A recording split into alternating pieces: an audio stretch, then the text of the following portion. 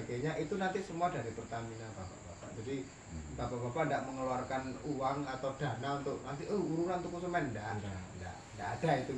Jadi semuanya nanti kita didanai dari Pertamina untuk membelokkan supaya penebaran ikan terkendalinya itu bisa diselokkan yang kita rekayasa tadi.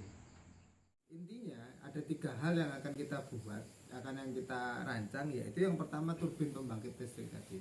Nah, kalau kita mau ngomong sistemnya kayak gimana Pak turbin pembangkit listriknya? Turbin pembangkit listriknya kita sistemnya kalau jenengan mau searching di YouTube itu bisa, kalau mau nanti searching namanya Hydro Vortex. Jadi kami bisa hadir ke sini itu karena permintaan Mas Eka, Pak.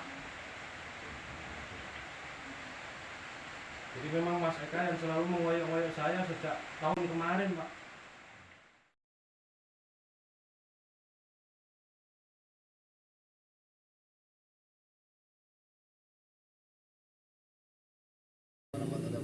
Nama saya Idit Yunatan Eka Dharma dari Politeknik Negeri Banyuwangi, kebetulan sebagai ketua panitia, ketua tim untuk proyek sosial dari Pertamina Muda atau disingkat dengan PF Muda. Di sini kami akan fokus melakukan kegiatan konservasi sungai dan penebaran ikan guna untuk meningkatkan produktivitas sisi masyarakat supaya masyarakat ini bisa lebih ekonominya bisa meningkat seperti itu. Jadi rencana kami yang akan kami lakukan adalah membentuk pembangkit listrik tenaga mikrohidro dengan konsepnya Hydro Vortex, yaitu Hydro Vortex ini kita akan kita akan dulu Pak. Jadi mungkin ada yang lain, Bapak kita bisa diskusi karena aja ada unek-unek apapun gitu. Bebas. Ngomongnya bebas aja. Bebas wis. Segala unek-unek sampaikan saja. Untuk saya, saran saya pertama satu untuk kekompakan lingkungan, Pak. Pertama itu. Jadi untuk penghasilan juga, terus lingkungan kita itu biar tahu semua orang itu loh. Tiap kampung itu biar kompak gitu. Namanya saya gitu. Kalau ya maksudnya. Iya, biar kompak. Ya. Yang kita sampaikan dulu itu. Ya, pokoknya ini begawe ojo bersiar tok oleh hasil. Masuk. Ayo. Habisin. Lene, monggo. Monggo Bapak-bapak. Waalaikumsalam. Pertama-tama perkenalkan nama saya Radil Supriyadi, mas yang dari dinas. Yang saya ingin sampaikan kepada teman-teman yang dari dinas yang sudah berpengalaman besar, di sini saya masih awam betul mengenai pengelolaan pariwisata dalam arti katakan ini bidang pariwisata dan juga bidang perencanaan untuk perkembangannya. Memang saya belum mengerti penuh. Mohon bagaimana caranya untuk mengembangkan budidaya ikan yang ada di lingkungan kerajaan ini supaya benar-benar nanti bukti dan nyata kita benar-benar bekerja. Jadi caranya bagaimana untuk memajukan program ini, saya butuh bimbingan yang secepatnya, katakan singkat, cepat, kalau ada bimbingan dari dinas yang sudah berpengalaman penuh. Cuma itu yang saya sampaikan. Kalau ada salah mohon dimaafkan. Wassalamualaikum warahmatullahi wabarakatuh. Waalaikumsalam. Enggak, ada yang lain Bapak? Yang lain monggo. Kita tampung dulu lah semuanya. Baik, assalamualaikum warahmatullahi wabarakatuh. Waalaikumsalam warahmatullahi wabarakatuh. Perkenalkan Pak, nama saya Arianto Pak. Saya di sini sebagai bendahara Pak. Oh benar. Iya. Kalau harapan ini cuma sekedar harapan ya Pak dari saya, mungkin juga dari teman-teman. Mungkin harapan kami itu budidaya ikan ini tetap jalan, juga bisa menjadi tempat pariwisata. Kebetulan kita juga punya sungai yang lumayan juga bagus. Mungkin kalau kita bilang untuk arum jeram juga tidak terlalu ini, mungkin bisa untuk bahan-bahanan atau segala macam. Nah itu bagaimana solusinya kalau kita mau mengarah ke pariwisata. Sementara ini kita kan masih di bidang budidaya ikan. Nah, dan itu pun kita masih baru mengawali Pak di sini. Nah, itu nanti mungkin solusinya bagaimana, kalau misalkan itu apanya nanti ya bagaimana, itu mohon bimbingannya. Itu saja Pak dari kami. Assalamualaikum warahmatullahi wabarakatuh. Ada yang lain? Mungkin Bapak yang kasih tahu, yang urus dengan saya.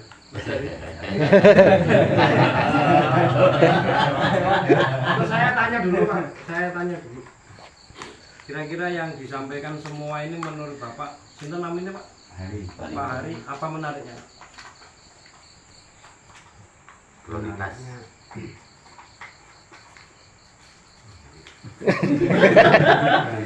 Ya menarik sekali. Dari sekian barusan yang ini, yang menurut saya sampai menarik, apa kira-kira? Nah, kepinginnya sing piye yang disampaikan Har, disampaikan Manukri, Molisin. Ya kepinginnya bikin maju Pak, bikin maju terus jalan, semakin kompak ya semakin maju. Nah itu terus kompak. Kalau bisa menjadi kenyataan. Iya, menjadi kayak gitu. Baik, terima kasih ya. Saya simpulkan ini ada 4 poin. Yang pertama adalah bagaimana tetap menjaga keindahan Songgon. Jadi keindahan Songgon itu menurut teman-teman yang terbiasa mengelola wisata, karena di Banyuwangi belum ada yang namanya desa wisata Pak. Jadi keindahan itu meliputi pertama perilaku masyarakat. Kok di sini ada masyarakat hidup dan berkembang biak, gitu kan?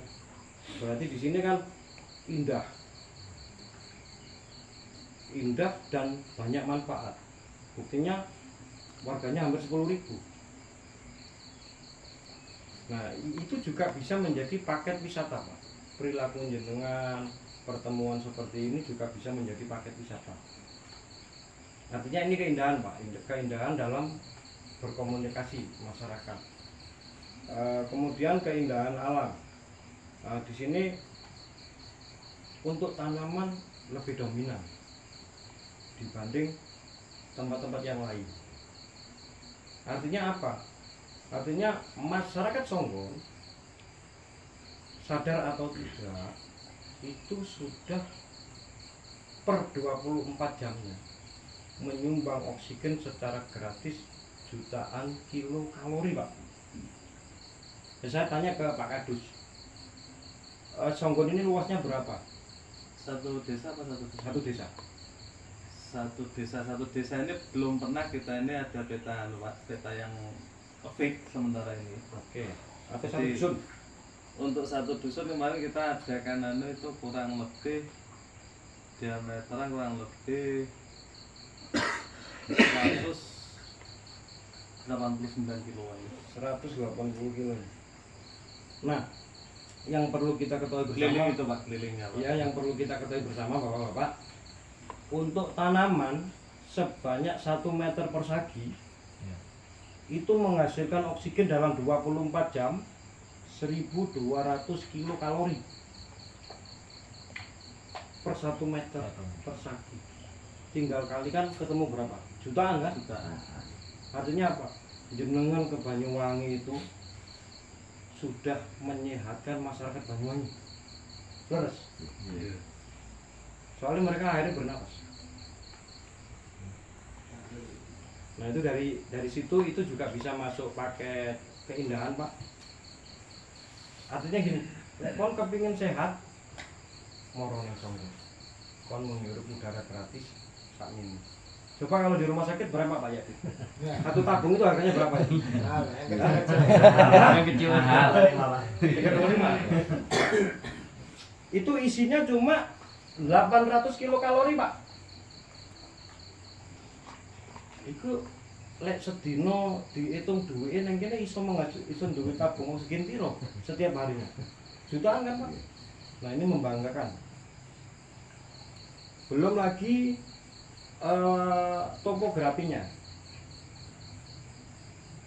Topografi itu tinggi rendah, dataran yang ada di sini termasuk air-airnya, ada sumber mata air.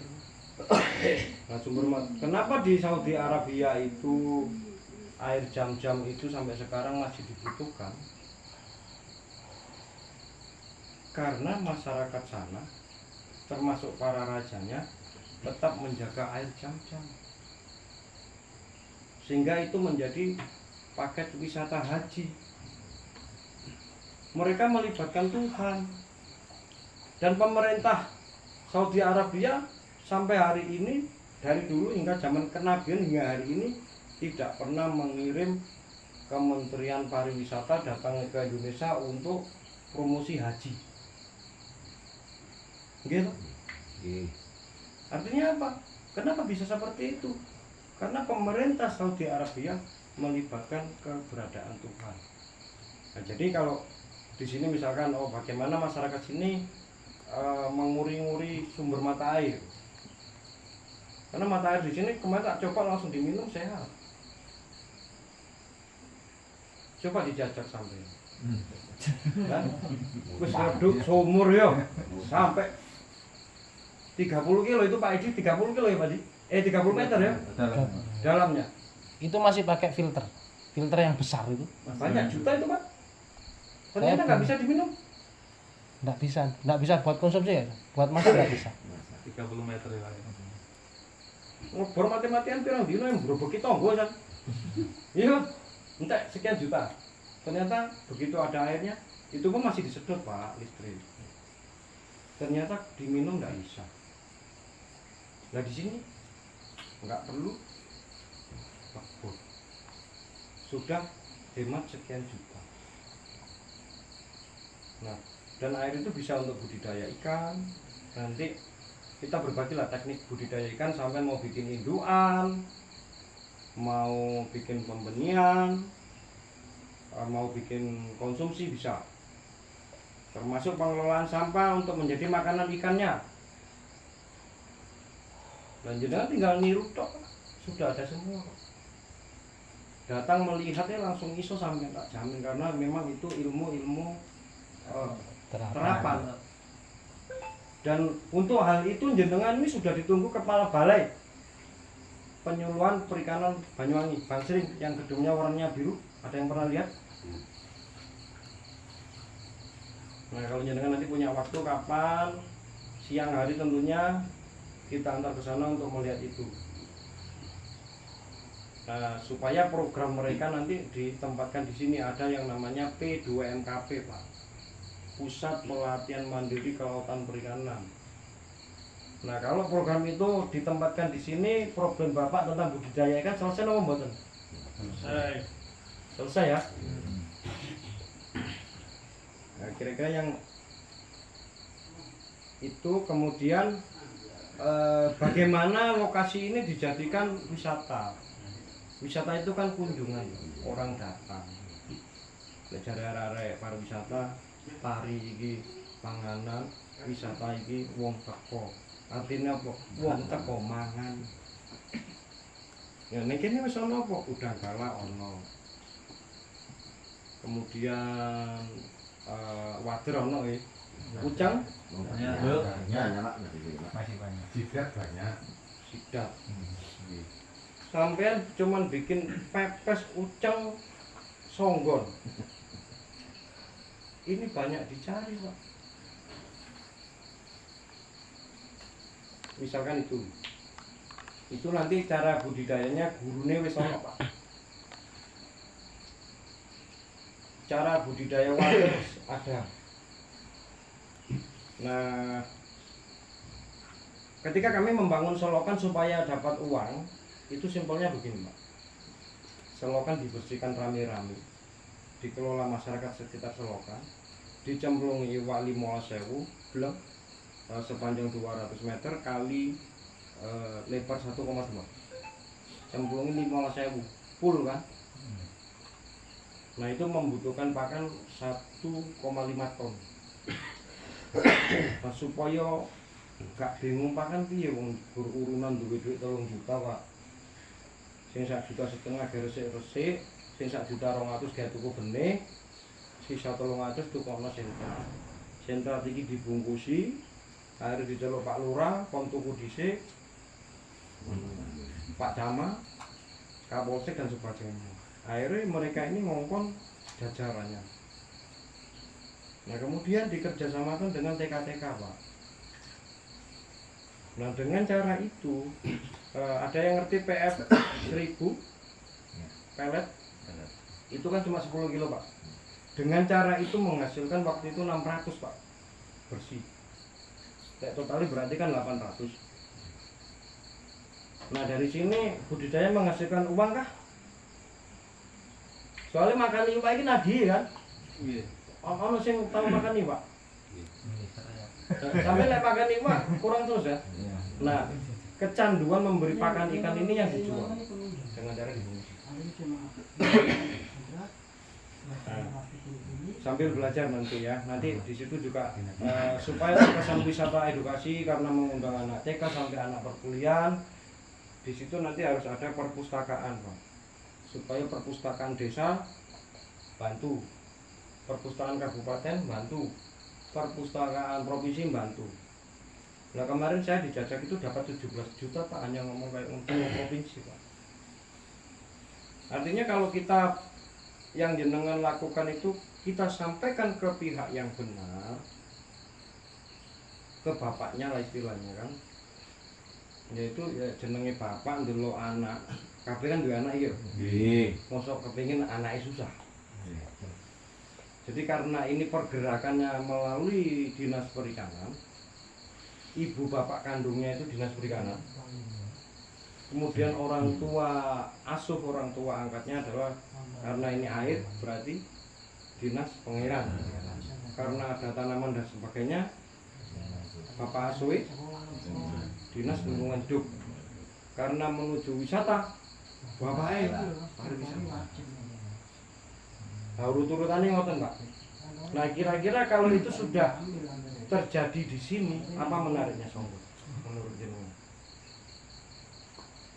Bingung. Oleh pecis. Jadi nanti ilmu budidaya yang paling sulit adalah budidaya lele. Ada yang pernah mengerjakan lele? Belum Pak. Belum pernah Pak. Ini ada. Tak tahu. Masih budidaya Pak? Jadi pembesaran Pak. Pembesaran. Pinten kapasitasnya Pak? Enggak ngitung. Aku Kok nginu. fungsi tak bisa buat lancing. Oh iya. Jenengan bisa memijakan Pak? Bisa. Kalau 1 induk 1 kilo itu bobot 1 kilo menghasilkan benih berapa Pak? Sampai 10.000 sampai 100.000. Berarti sampean sudah paham budidaya Pak. Untuk problem budidaya sudah ada nih untuk sementara waktu Pak. Jadi ini harus mengajari yang lain ini. Dan nanti tinggal mencarikan sertifikasinya di dinas kan. Itu yang perikanan. Jadi kalau konsep saya menuju wisatanya di situ diperbanyak kolam dengan cara alami, ditumpuk-tumpuk batu-batu yang ada di situ, ditutup dengan terpal supaya terkesan alami, supaya orang melihat dan mau memberi pakan ikan. Karena nanti yang ngasih makan itu mereka, yang manen ikannya sampean. Jadi ketika ikan itu sudah layak konsumsi, di sini berarti perlu lagi yang namanya kelompok olahan dan pemasaran. Bisa juga jenengan masuk ke situ. Karena di Dinas Perikanan itu ada 3 bidang, Pak. Yang pertama perikanan budidaya, kemudian perikanan tangkap, yang Pok Maswas ini perikanan tangkap, yang budidaya itu kodakan. Kemudian pemberdayaan, bidang pemberdayaan untuk mengolah ikan itu. Nah ikan itu diolah bisa macam-macam nanti bentuknya. Yang sebagian contoh yang simpel-simpel saya share di grup. Ada, karena di sini juga ada madu. Lele itu kalau dibakar dengan madu rasanya lebih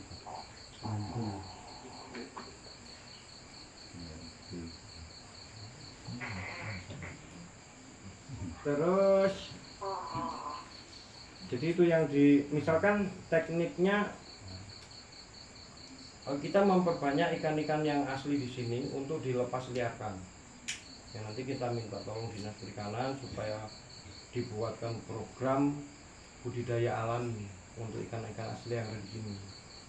Jadi ketika ikan asli di sini itu sudah menjadi benih, Pak, benihnya ini dijual ke pengunjung untuk melakukan pelepas liaran.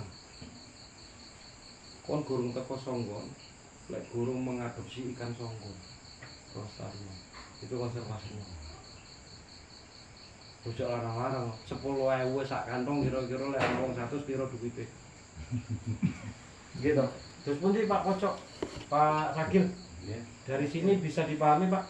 Ya sedikit banyak bisa dipahami lah Ya, untuk budidaya ikannya. Kira-kira yang disampaikan ini menurut Pak Ragil apa menariknya, Pak? Yang menarik saya itu tadi iming-iming mengenai hasil pelestariannya, pelestarian lingkungan, cara budidaya ikannya, yang sampai sampaikan itu cukup menarik dan bisa untuk kita kembangkan nantinya. Berarti jenengan siap ada di bidang itu, nggih? Ya, Alhamdulillah. Pak Ragil, Pak, dicatat. Koordinator ini nanti. Karena nanti Pok Mas Was ini temannya adalah TNI Polri. Jadi Pok Mas Was itu mitra kerja TNI Polri. Karena di situ ada perdes, ada perundang-undangan. Kira-kira yang seperti itu. Kemudian untuk tanaman, nah di sini ada di daerah sungai ini tanaman asli sini ada berapa macam? hampir semuanya. Lumayan banyak. Hampir semuanya itu tanaman asli pinggir kali. Nah itu bisa ditandai, Pak. Ya nanti tekniknya kita carikan supaya begitu orang datang ke sini sebagai wisatawan, oh di sini ternyata ada tanaman obat yang membuat saya lebih kuat ketika saya ketemu pacar saya misalnya.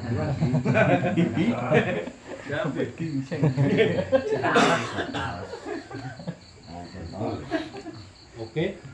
Nah kemudian itu kira-kira untuk saat ini kira-kira yang akan menuju wisata, karena wisata itu kan nanti akan dikelola oleh yang namanya kelompok sadar wisata. Nah, kelompok sadar wisata itu sebenarnya tugasnya memasarkan, Pak. Jadi kalau teman-teman di desa lain kayak di Bangsering Underwater, kayak di GWD, itu pertama-tama menjadi kelompok perikanan dulu karena wilayah perikanan, sehingga mereka mampu nanti menerangkan apa yang ada di situ. Baru setelah itu kelompok itu menjadi Pokdarwis. Nah, ketika ada kelompok ini menuju Pokdarwis, maka di sini ada keterlibatan BUMDes, Pak, untuk penyertaan modal. Jadi BUMDes, wes, aku tak penyertaan modal karena pengunjungnya akeh bingung yo. Aku tak nggawe. Biasa ini. Nah di Pantai Cemara yang dikelola oleh Pak Muyi, itu kalau ngomong gini, Mas Bibi, diuripi wong, teko oyuwe wong sedina oleh 1 juta 200 bersih. Oyuwe wong aku urip. Pak Muyi. Padahal di situ biasanya cuma 2.000. Nah itu hasilnya bisa kalau sudah kerana Pokdarwis, artinya akan ada bagi hasil dengan BUMDes. Nah dari sini ada yang mengerti atau ada yang mau ditanyakan dulu? Kalau mau menuju ke wisata seperti itu, Pak. Sehingga ketika sudah ada penyertaan modal dari BUMDes, baru support pariwisata masuk, Pak. Entah itu sekian 1 juta, ini juga sebagainya. Tapi sebelumnya jenengan dilatih dulu sama pariwisata. Nah, apakah ini sudah siap langsung menuju wisata kan belum? Nah, artinya apa? Kita kuasai dulu lingkungan yang kita kerjakan dulu. Nanti itu ada berapa kilo atau 1 kilo atau 2 kilo yang mau dikelola. Di situ bisa dibuat zona-zona, ini zona untuk mandi di sungai, ini zona ikannya semua dilindungi. Kemudian di situ ada zona untuk mancing yang suka mancing, supaya pengurus ini bisa menyewakan mancing.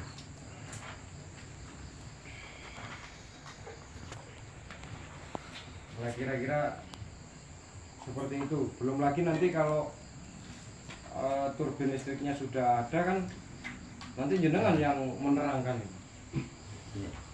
Karena setelah itu semua seperti itu kami di balik saja. Nah, kemudian juga ada penangkaran lebah. Nah, kemarin saya sampaikan ke pusat, ya insya Allah lah Pak, ini sedang diproses. Entah itu nanti jatuhnya tahun ini atau tahun depan, saya belum bisa menjawab. Tetapi keberadaan jenengan dengan madunya ini sudah kami sampaikan. Karena perlu diketahui bahwa dengan madu kita bisa melakukan permodelan genetika ikan. Iwak iso didadekno lanang kabeh Pak, gara-gara madu Pak. Monosek. Itu Mas Eka pakarnya juga, budidaya bisa belajar. Jadi kira-kira seperti itu. Mungkin ada yang mau ditanyakan lagi? Monggo. Sekali lagi Mas, saya tanya itu mengenai budidaya ikan ini. Karena kita ini punya bibit ikan yang dibawa itu kan, kita belum tahu pertumbuhannya berapa lama bisa untuk dikeluarkan. Untuk mempercepat pertumbuhan itu kita harus bagaimana supaya ikan itu cepat dipanen. Oke. Gitu. Yang perlu saya tahu di sana jenis ikannya apa Pak? Nila. Nila. Jumlahnya berapa Pak? Kemarin data 6.000. 6.000 itu mau dijadikan berapa ton atau kintal? Ya kepingin saya itu Maksimal ya, umum selera pembeli. Layak Yang panen 1 berapa kilo bulan? size berapa itu kita kan belum tahu. Kalau misalkan dijadikan 1 kilo isi 2, berarti kan itu bisa menjadi 3 ton Pak. Artinya apa? Kita butuh pakan 3 ton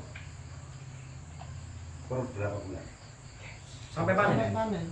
Kira-kira berapa bulan ya mulai sekecil yang sampai ketahui yang di bawah itu sampai panen kira-kira? Kalau pakannya sudah siap, memberi pakannya rutin 4 bulan dah, karena airnya itu mengalir, oksigennya bagus. Jadi perkirakan 4 bulan itu siap 4 bulan, paling lama 6 bulan Pak, karena pemula kan. Iya. Kalau 6 bulan lagi itu bisa menjadi 3 ton. Kalau 3 ton harga nila berapa Pak? Untuk Per sekian kilonya Pak? kita belum tahu persis. Yang sudah tahu, yang sudah pernah beli berapa? Saya 20 lah. Pasar 30 30. Ya mohon maaf. Dirku Jambi. Mohon maaf Pak, menyela ya.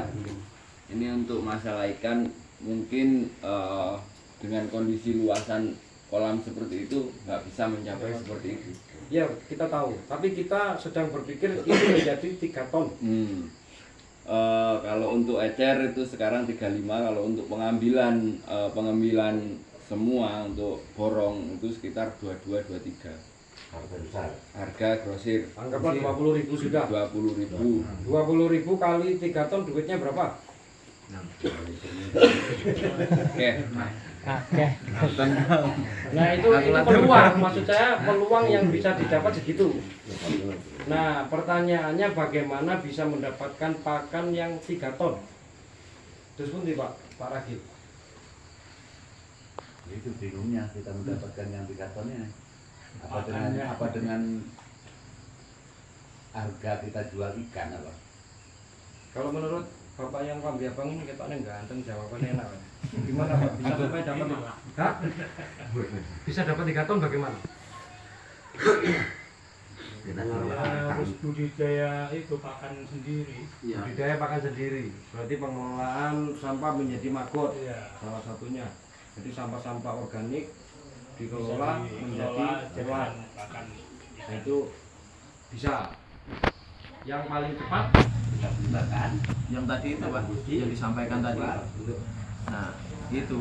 Kalau untuk mesin pakan Edaniwa, alhamdulillah kemarin mendapatkan hibah mesin pakan. Kita berusaha untuk pakan mandiri. Jadi kalau belajar cara membuat pakan pelet itu ada Mas Eka, peralatannya juga ada. Jadi tekniknya kan macam-macam. Pakan bisa membuat sendiri dengan bahan yang ada di sekitar kita. Bisa membuat belatung itu atau kelompok membuat kerjasama dengan anak-anak TK sekecamatan Songgon supaya selalu datang ke sana untuk membeli senter yang sudah difungsi ke Jogja karena itu anak-anak harga 1.000. Lek sedino ae teko arek 100.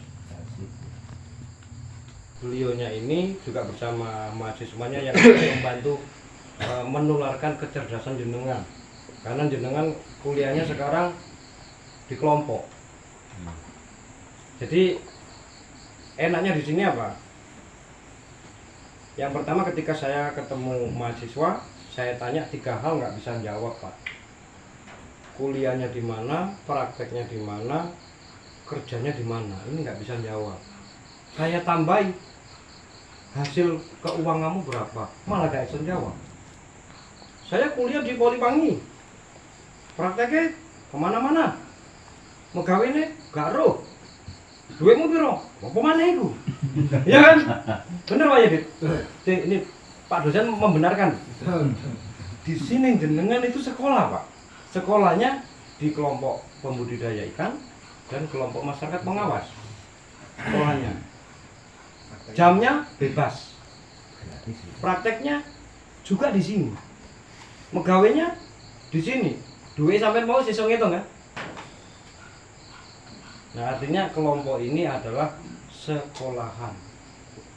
Jadi Pokdakan dan Pokmaswas di sini menjadikan perairan umum sebagai wisata sekolahan lingkungan. Terus Pak? Terus artinya apa? Ya sing kepengin sekolah tanpa mempertimbangkan usia ya mungkin ngono. Nah untuk teknis ke situ menuju bagaimana air ini menghasilkan listrik. Monggo Pak dosen yang menjelaskan. Mungkin ini Pak singkat saja, tidak terlalu teknis, masuk ke teknis sekali. Yang penting kita paham di sini kita akan melakukan apa seperti itu. Jadi apa yang akan kita lakukan di sini gitu ya? Apa dari Pertamina itu akan memberikan apa seperti itu ya? Jadi yang pertama kita kira-kira tadi kita gambar sesimpel aja seperti ini gambar. Nanti kita akan gambar lagi yang proporsional yang bagus, kita gambarkan dengan denah yang bagus. Jadi nanti ada tim kami dari Poliwangi yang akan survei ke sini, akan survei untuk menggambar denah ini nanti entah secara 3 dimensi atau 2 dimensi tergantung kesiapan kita, waktunya nutut apa enggak seperti itu. Jadi intinya ada 3 hal yang akan kita buat, akan yang kita rancang, yaitu yang pertama turbin pembangkit listrik tadi. Nah kalau kita mau ngomong sistemnya kayak gimana Pak turbin pembangkit listriknya? Turbin pembangkit listriknya kita sistemnya kalau jenengan mau searching di YouTube itu bisa, kalau mau nanti searching namanya hydrovortex. Jadi kita sistemkan vortex. Ya, jadi sistemnya vortex. Jadi rekayasa aliran debit air seperti itu. Itu yang pertama yang akan kita buat itu untuk sebagai infrastruktur awal. Kemudian yang kedua kita akan bikin belokan aliran sungai tadi sebagai area berangkali. Jadi pelebaran ikan terkendali. Kalau singkatannya kadang-kadang keliru, mungkin kita kan aja. Penebaran ikan terkendalinya itu kita ambilkan yang setelah putaran turbin itu. Jadi setelah putaran turbin itu kita akan belokkan sedikit. Nah, kita buat sealami mungkin. Jadi bahan-bahannya ya dari batu-batu yang ada di sekitar sungai, kemudian yang lain yang lain seperti semen dan lain sebagainya itu nanti semua dari Pertamina Bapak-bapak. Jadi bapak-bapak tidak mengeluarkan uang atau dana untuk nanti urunan tuku semen, tidak ada itu. Jadi semuanya nanti kita didanai dari Pertamina untuk membelokkan supaya penebaran ikan terkendalinya itu bisa di selokan yang kita rekayasa tadi. Ya, jadi seperti itu. Terus kemudian yang ketiga, kita akan membuat tadi kan Pak Eka sudah menyinggung bahwa tempat yang tadi itu tidak mungkin bisa 3 ton ya, kita buatkan tempat kolam-kolam yang lain supaya bisa kita 3 ton, jadi kebak didik kita geser. Nah, nanti teknisnya kan nanti sama dinas perikanan. Jadi intinya kita akan membuat 3 hal itu di sini. Jadi turbin, terus kemudian kita belokkan untuk barangkali ya, terus sama barangkali ya. Kemudian kita buat kolam-kolam yang lain sealami mungkin sehingga kita punya banyak, karena kolam yang satu yang kita punya itu memang sudah cantik dan indah tapi kurang luas kurang luas ya. Untuk ikan-ikan yang ada di situ kurang luas. Nanti kalau udah besar bingung kan. Jadi mungkin seperti itu Pak yang bisa saya sampaikan. Untuk hal yang lebih teknis tidak mungkin kita bahas di sini. Nanti kita akan lain waktu gitu ya, lain waktu kita akan ya, lain waktu kita akan bahas secara teknis. Misal seteknis apa Pak maksudnya? Misal saya butuh gitu ya, mungkin saya butuh tukangnya siapa dan lain sebagainya, itu kan teknis sekali. Nah, nanti saya akan koordinasi dengan Pak Ketua untuk masalah hal-hal teknis seperti itu. Mungkin itu Bapak yang bisa saya sampaikan. Saya kembalikan lagi ke forum. Terima kasih. Menyambung juga, di samping itu dibuatkan kostum Pak. Oh ya. Kostumnya, jadi ada tulisannya Pok Maswa, tapi nanti juga ada Pok Batannya. Jadi ini bersama Pertamina. Jadi Pertamina ini sudah hadir di Desa Jenengan. Perlu diketahui oleh bapak-bapak, ketika kami istilahnya berjuang lah, kasarannya ngomong, untuk menyampaikan jenengan itu, Pertamina lawan kami adalah 8.000 se-Indonesia. Ketika alhamdulillah menyampaikan songgon, ini doa jenengan bagaimana waktu itu berdoanya, kok kami sekali 2 ucap Pak disetujui dan nomor 8 seluruh Indonesia Pak. Konsep yang kita sebutkan tadi ada ini. Saya nggak kenal jenengan, nggak ngerti apa, wis pokoknya songgon gitu aja. Akan ada seperti ini. Nomor 8 Pak. Ini mungkin dari jenengan ada yang berdoa terus-menerus kayaknya. Ini saya menambahin. Kemarin saya sempat upload status Pak Yazid. Saya juga mohon maaf kalau sama Pak Wibi saya kenal baik. Cuman kalau sama Pak Yazid saya belum kenal kan. Di situ saya menyelidiki siapa sebenarnya Pak Yazid. Nah, ternyata di situ ada yang komen. Namanya Pak Yazid siapa sampai titelnya disebutkan. Gimana orangnya? Orangnya disiplin, itu programnya gini di setiap dusun ada gini. Nah ini masukan naik, yo jangan ragu, jangan apa. Saya membawa teman-teman ini, insya Allah ada manfaatnya bagi jenengan. Terus saya selalu berkata ke Pak Wibi, kelompok itu jangan digerakkan di sosial saja, karena itu ntar lama-lama akan deledek. Nah di situ kita harus punya usaha. Nah usahanya ini untuk kelompok ya ini di ikan atau di yang lainnya yang disampaikan sebelum saya datang. Ya ini intinya kita itu ya sih mau pelopor, ayo awak dewi semangat. Nah, dengan adanya beliau-beliau ini yang memberi kita ilmu nih sing penting lah itu tambahan dari saya. Ya tambahan dikit lah dari saya. Kami bisa hadir ke sini itu karena permintaan Mas Eka Pak. Jadi memang Mas Eka yang selalu mengoyok-ngoyok saya sejak tahun kemarin Pak. Ya dalam hati kami tim, kami datang ke sini bukan untuk selfie Pak, kami harus membawa sesuatu. Nah karena saya juga pecinta alam Pak. Pecinta alam itu ada tandanya Pak, kalau kami direstui itu ditandai dengan air hujan Pak. Itu pecinta alam. Ya, mohon maaf kalau pecinta alam saya mohon sekarang ini disarang Pak. Sudah bukannya berkahnya, tapi terlalu banyak berkahnya Pak. Berkahnya kehendak ilahi. Ya semoga ini berkah untuk semuanya Pak.